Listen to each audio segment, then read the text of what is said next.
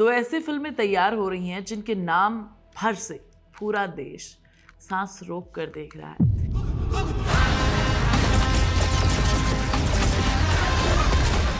एक तरफ है कल की 2898 AD का सेकंड पार्ट, जिसने माइथोलॉजी को साईफाई में डुबोकर हमें सिल्वर स्क्रीन पर दिखाया, एक ब्रह्मांड बना दिया। दूसरी तरफ है SS राजामौली की अगली फिल्म वाराणसी, यानी कि SSMB 29।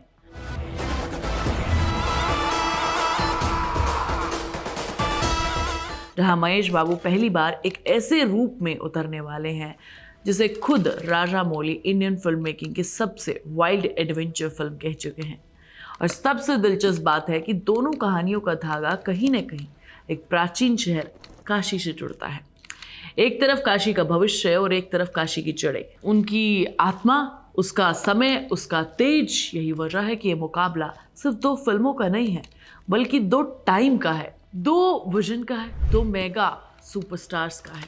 भाई ये एंगल इतना डेंजरस है कि इस पर बोलना मतलब देश के लड़ाकू फैंस को हिला देना है। ये कहानी ऐसे शुरू होती है।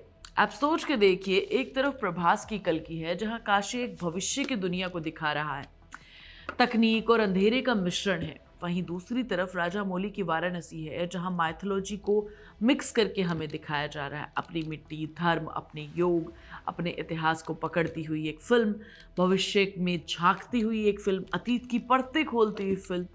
टीजर और बाकी सारी चीज़ें देखने पर पता चला है कि फिल्म आने पर हो सकता है कि कुछ और ही सामने आए। दोनों फिल्में अपने अपने तरीके से काशी की कहानी कहना चाहते हैं, जो भारत के लिए एक आध्यात्मिक जगह है।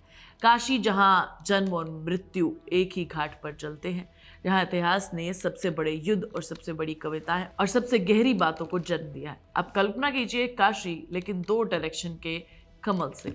एक नाग अश्विन जो साईफाई माइथोलॉजी की राह खोल रहे हैं, दूसरा राजामौली जो माइथोलॉजी को मॉडर्न सिनेमा की नसों में भरना चाहते हैं। अब अगर तुलना की जाए तो डेंजरस कहना गलत नहीं होगा ना। आपने देखा होगा कल्कि ने माइथोलॉजी को उस फ्यूचर में सेट किया है, उस इंडिया को दिखाया गया है जहां किसी ने सोचा भी नहीं था। ये महाभारत के आखिरी अवतार की कहानी नहीं है। ये दिखाती है कि जब इंसान सभ्यता को खो देता है तो भगवान भी फ्यूचरिस्टिक अवतार बनकर किस तरीके से लौटते हैं। कल्कि का पूरा ब्रह्मांड उस पर हर फ्रेम में हमें दिखता है, हर फ्रेम में हिडन संकेत हमें नजर आते हैं, माइथोलॉजिकल रेफरेंस नजर आते हैं, सिंबॉलिक चीज़ें नजर आती हैं। काशी को उन्होंने एक मशीन जैसा शहर बनाया है।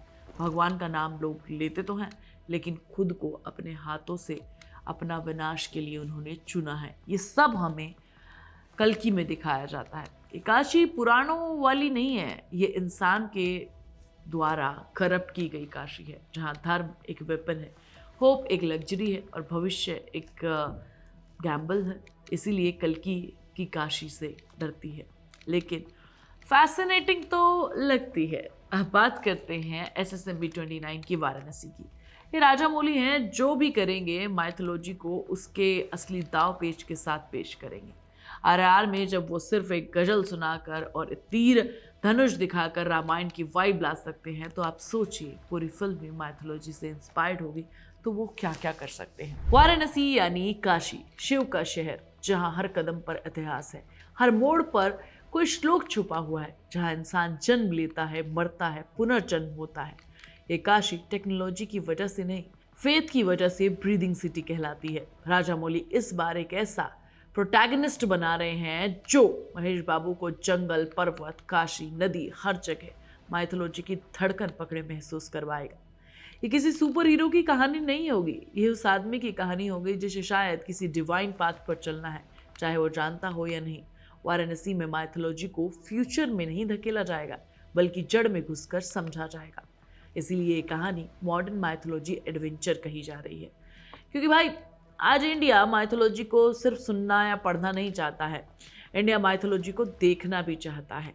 वो ऐसे कि उसके दिमाग सुन रह जाए उसे देखकर और दिल कहे कि भाई ये तो मैंने सोचा ही नहीं। और इस वक्त दो बड़े डायरेक्टर माइथोलॉजी के अलग अलग रास्ते पकड़कर खड़े हैं। एक साईफाई एडवेंचर पर लेकर जा रहा है तो दूसरा जड़ों में लेकर जा रहा है।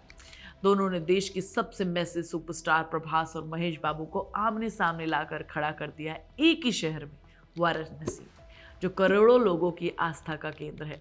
कोई सिंपल कंपैरिजन नहीं है, ये कल्चर क्यूरियोसिटी है, ये बॉलीवुड साउथ की लड़ाई नहीं है, ये कहानी और संस्कृति का टकराव है, फ्यूचर वर्सेस पास्ट। भाई ऑडियंस को ऐसे कंपैरिजंस में मजा आएगा ना आएगा, डर भी लगता है क्योंकि माइथोलॉजी का एंगल इतना सेंसिटिव है कि जरा सी गलती और कंट्रोवर्सी की सुनामी आ जाएगी। आप चाहे प्रभास के फैन हो या फिर महेश बाबू के, आप साईफाई माइथोलॉजी पसंद करें या फिर प्योर माइथोलॉजी, एक बात साफ है, आने वाले 2 सालों में इंडियन सिनेमा को डिफाइन करने वाली दोनों फिल्म बहुत बड़ा कुछ हमारे लिए सिनेमा की दुनिया में लेकर आने वाले हैं। कल की ने रास्ता खोल दिया है, वाराणसी उस रास्ते से हटकर एक नई सड़क बनाने वाली है और दोनों में इंडियन सिनेमा का सबसे बड़ा खतरनाक वॉर हमें दिखाई देगा, वो भी बिना किसी क्लैश के। मुझे ये सब सोचकर बहुत मजा आ रहा है, तुम्हें कैसा लगा मुझे जरूर बता लो। मैं तुम्हें अगली वीडियो में मिलूंगी, तब तक तुम चैनल को सब्सक्राइब कर लेना, वीडियो को लाइक और शेयर कर लेना और प्लीज बेल आइकन दबाना मत भूलना।